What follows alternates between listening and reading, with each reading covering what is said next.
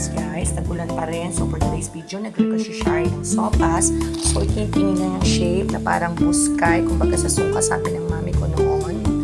Then ito po kung taga-miss kayo, may nabibili kasing ganito doon sa Muñoz na mga assorted na mga ganyan.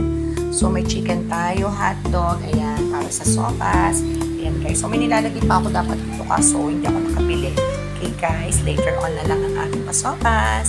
Guys, in-prepare ko ang pag-fry dito para hindi siya matulog later on. So, magkikilo pa na pag-isang ko ng sopas.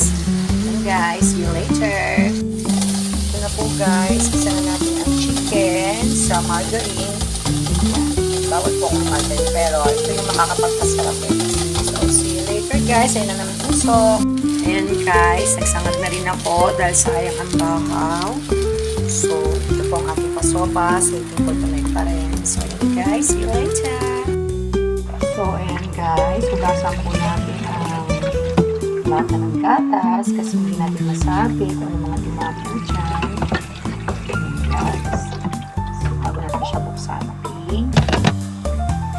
So, guys, ito na ang ating pasopas. Nailagay ko lahat dyan. Ang gatas, ang itlog. So, sabi ng pamangkin ko, naku tita, magpalit ka na ng phone mo kasi ang labo sa personal daw is masarap talaga itsura ng sopas ko. Sorry naman guys, unang batch pa ng Oppo tong phone ko, kaya nunod kayo sa reels ko para may pambili na ako ng cellphone. Charot. Ayan na guys ang ating pasopas. So panlaban natin sa ating bagyong Enteng sa malamig na panahon. So paghigop-higop ng sabaw.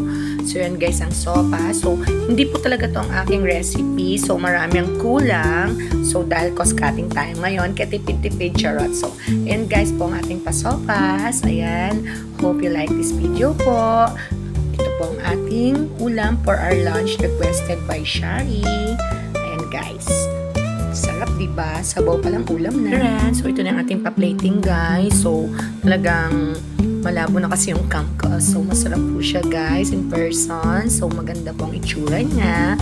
So ayan guys ang ating pasopas. Ako na po ang unang kakain. Then later on darating aking mga pamangkin. Bibigyan ko rin sila. So guys, ito po ang ating pasopas sa malamig na panahon.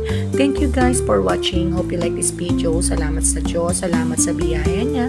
Sa pagkain namin everyday. Sa aming pagkainan. Thank you guys. Love you all. Keep safe.